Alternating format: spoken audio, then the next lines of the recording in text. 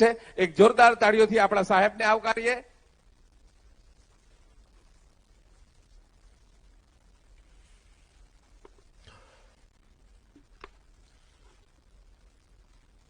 गुजरात के मुख्यमंत्री श्री भूपेंद्र भाई पटेल, भारतीय जनता पार्टी गुजरात प्रदेश के अध्यक्ष और संसद में मेरे साथी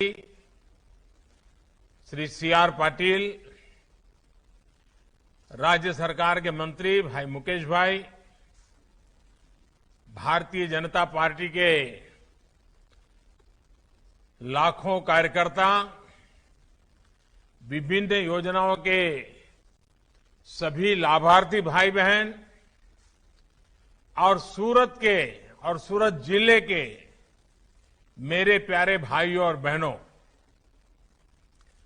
आज सूरत में एक तरह से डबल इंजन सरकार, भूपेंद्र नरेंद्र सरकार, अलग अलग योजनाओं के हजारों लाभार्थियों का ये संगम देखना, आप सबके दर्शन करना, ये अपने आप में मेरे लिए सौभाग्य का विषय है।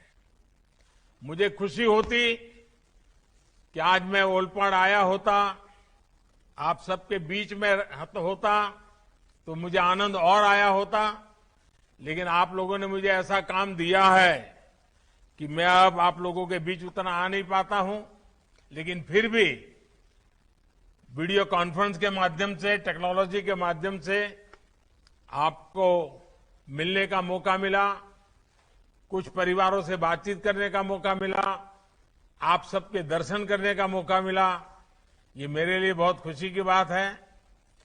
और आज मेरे लिए सबसे बड़ी खुशी की बात है, मेगा मेडिकल कैंप, ये अपने आप में कल्पना ही बहुत बड़ी है। एक साथ हजारों लोगों की जांच और मुफ्त इलाज की योजना, मैं मानता हूं कि लोगों को जोड़ना, ये सेवा भाव, सेवा का इतना बड़ा पवित्र काम, मैं जितनी बधाई आप सबको दूं उतनी कम है।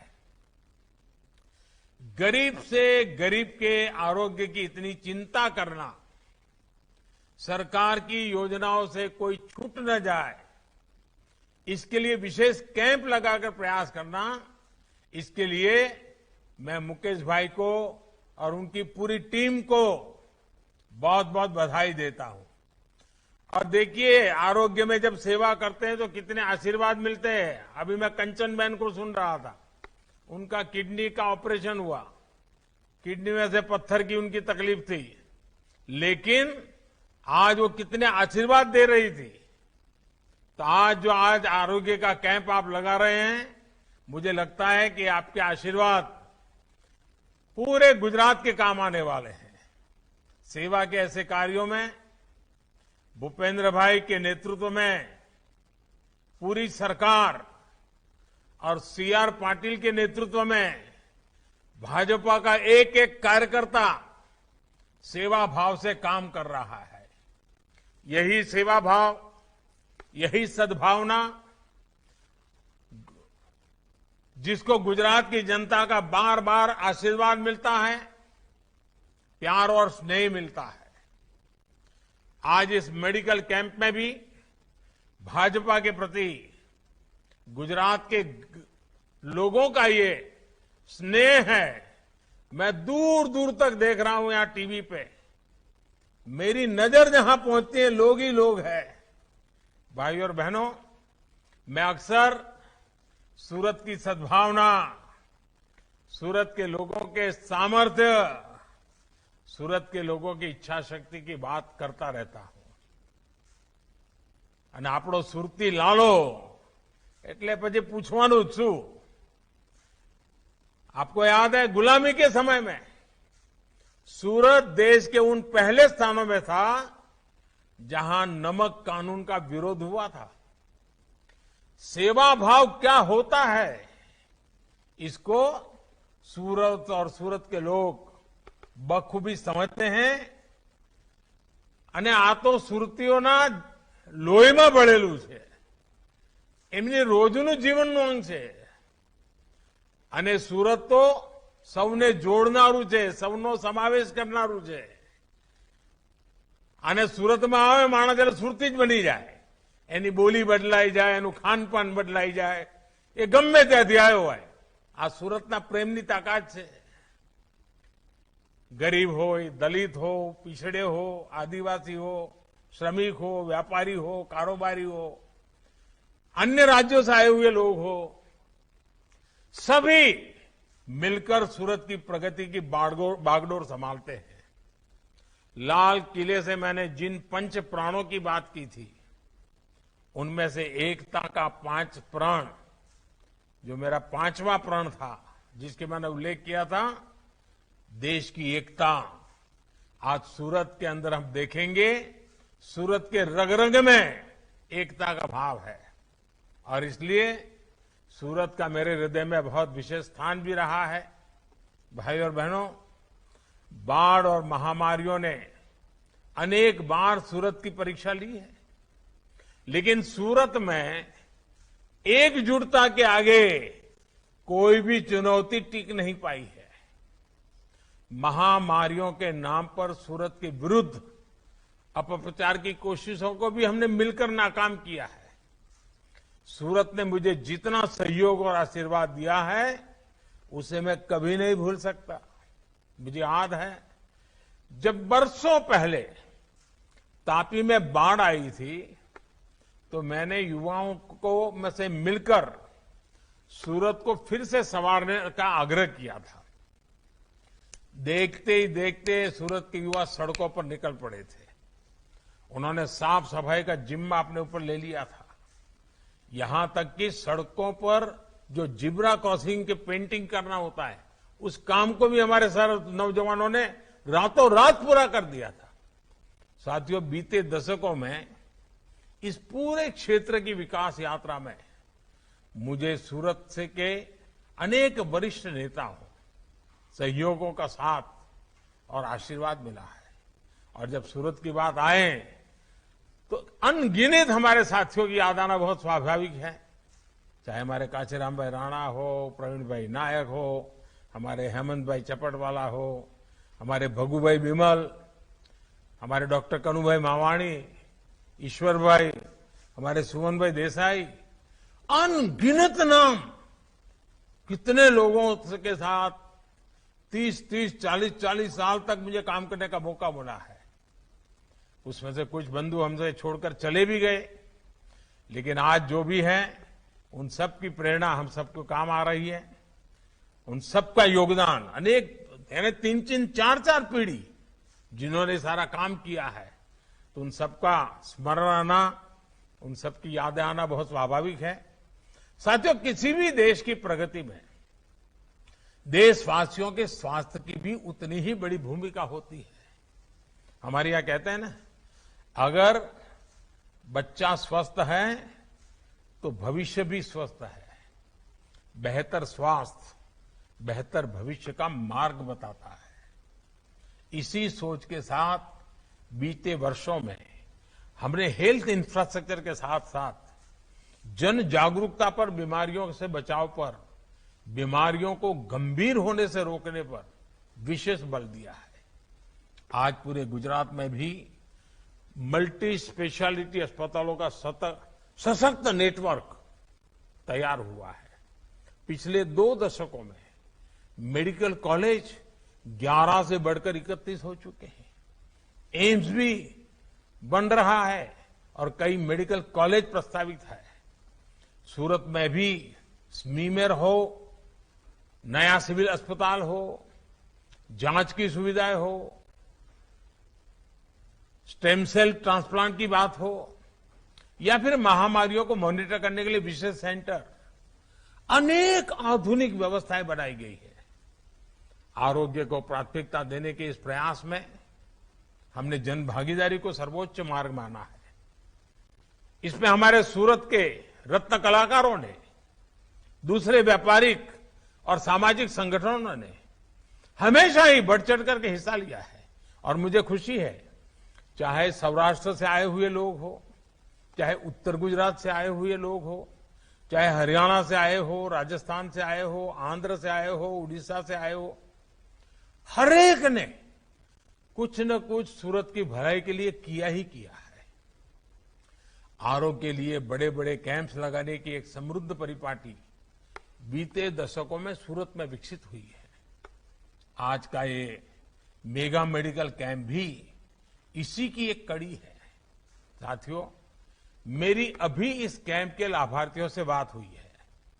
मैं इस कैंप से जुड़े डॉक्टरों से भी एक आग्रह करना चाहता हूं।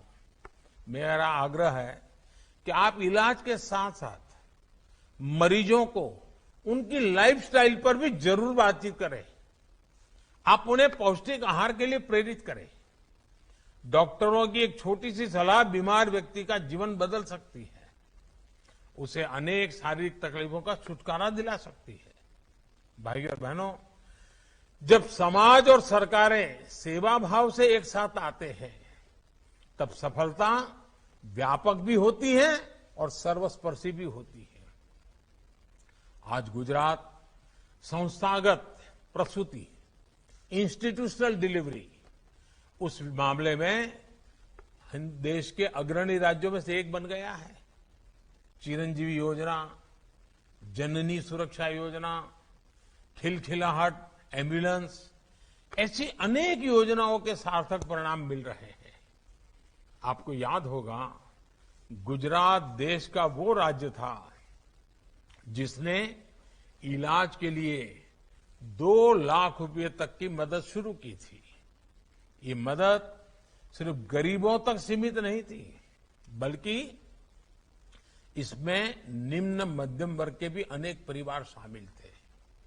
आज आयुष्मान भारत योजना इसी भावना को संपूर्ण देश में विस्तार दे रही है। 5 लाख रुपया का आरोग्य की सुविधा। और मुझे अभी सुखदेव सिंह जी से मैं बात कर रहा था, उन्होंने इतने बढ़िया ढंग से विषय को बताया। मैंने भी कभी ये बताया नहीं था, लेकिन आज सुखदेव जी से मैं सीखा। उन्होंने कहा कि साहब 5 लाख का अगर बीमा निकालना है तो 14-15 हजार रुपया का प्रीमियम आता है, और बोले आपने पूरे देश का 5-5 लाख रुपए का बीमा उतार दिया है। अब ये सुखदेव जी की सोच, वो कहते हैं ना दिव्यांग है लेकिन दिव्य दृष्टि है, वो उनके शब्दों में निकलता है। कितना बड़ा काम हुआ है। लेकिन हमारे देश में ये सच्चे अर्थ में देश के नागरिकों को सशक्त करने वाला काम है। और इसी योजना की मदद से पूरे देश में करीब 4 करोड़ मरीजों को मुफ्त इलाज मिल चुका है। और इसमें 30 लाख से ज्यादा हमारे लाभार्थी हमारे गुजरात के हैं। भाइयों और बहनों, गरीब परिवारों में बीमारियों का एक बड़ा कारण साफ पानी का अभाव रहा है। पीने का पानी अगर शुद्ध नहीं मिलता है तो बीमारियां भी लेके आता है। सूरत में बीते सालों में शुद्ध पेयजल के लिए प्रशंसनीय प्रयास हुए हैं। पोखरों, तालाबों और दूसरे स्रोतों को पुनर्जीवित करने का लिए सबने मिलकर काम किया है। मुझे खुशी है कि डबल इंजन की सरकार के कारण आज गुजरात के 97% एक प्रकार से 100 के करीब करीब ग्रामीण परिवारों को नल से जल मिल रहा है। भाइयों और बहनों, गांव और किसान की स्थिति बदलने के लिए 2 दशक पहले जो सफल प्रयोग गुजरात में हमने मिलकर किए हैं, उन अनुभवों का लाभ आज पूरे देश को मिल रहा है।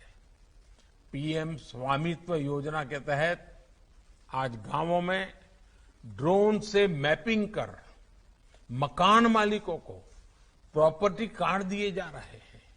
अभी तक देश के 50,000 से अधिक गांवों में ये काम पूरा किया जा चुका है। गुजरात के भी लगभग 1600 गांवों में भी ड्रोन सर्वे पूरा हो चुका है। प्रॉपर्टी कार्ड न सिर्फ गांवों में जमीन से जुड़े विवादों को कम करने में मदद कर रहे हैं, बल्कि व्यापार कारोबार के लिए बैंकों से मदद को भी आसान बना रहे हैं। साथियों, देश के करोड़ों छोटे किसानों का कदम कदम पर साथ देना, ये हमारी सरकार की प्राथमिकता है। पीएम किसान सम्मान निधि ऐसा ही एक प्रयास है।